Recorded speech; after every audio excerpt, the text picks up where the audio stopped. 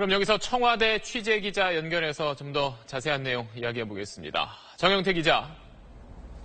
네, 청와대 춘추관입니다. 네, 사흘 전 북한이 단거리 미사일을 썼을 때만 해도 청와대는 낮은 강도의 도발이라고 하면서 그 이면에는 이런 흐름이라면 북한이 대화에 응하지 않겠냐 이런 전망도 했었는데 결국 그 예측이 틀어진 거 아닌가요? 네, 그런 희망 섞인 기대가 있긴 했지만 오늘 북한의 태도에 크게 실망했다는 분위기입니다. 최근 북한과 미국 간에 좀 더 지켜보겠다, 또 자제에 만족한다 이런 말들이 오가면서 대화 국면 전환에 대한 기대감이 있었지만 오늘 도발로 깨진 겁니다. 당분간은 압박과 제재에 따른 긴장 고조는 피하기 어려울 것이라는 게 현재 청와대 분위기입니다.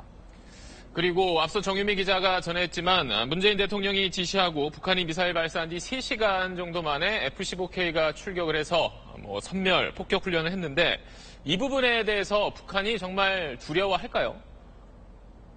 네, 북한이 가장 두려워하는 것 중 하나가 바로 이 김정은 제거를 노린 참수 작전인데요. 이번 폭격이 북한 지휘부 타격 훈련인 만큼 그런 점에서 북한이 상당히 껄끄러워할 수 있는 작전인 셈입니다. 지난달 ICBM급 미사일 발사 때는 한미가 지대지 미사일 발사 훈련을 했고 오늘은 전투기 폭탄 투하 훈련을 했는데 도발대 응징이란 구도로 볼 수 있겠습니다. 청와대 관계자는 북한이 대화 국면을 만들지 않는다면 우리도 대응 조치를 하는 것이다 이렇게 말했습니다. 네, 한 가지만 더 물어보겠습니다. 오늘 트럼프와 아베는 통화를 해서 더 이상 북한과는 대화가 없다 이렇게 못을 박았는데 문재인 대통령과 주변국 정상 통화했다는 소식은 없었습니다. 이거에 대해서 청와대가 설명을 내놓은 게 있나요?